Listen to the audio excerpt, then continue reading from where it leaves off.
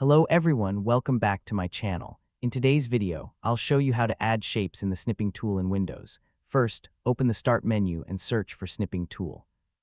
Click on the app to open it. Next, click the New button and capture any area of your screen using Rectangle Snip.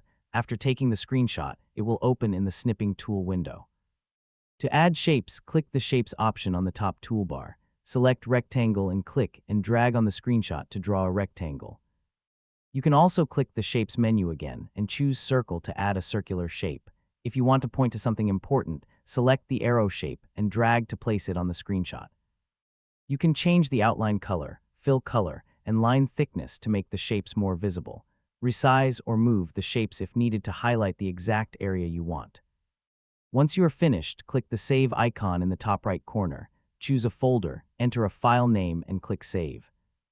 Adding shapes is very useful for tutorials, presentations, reports, and highlighting important information in screenshots. That's it. This is how to add shapes in the Snipping tool in Windows. Thanks for watching, and I'll see you in the next video.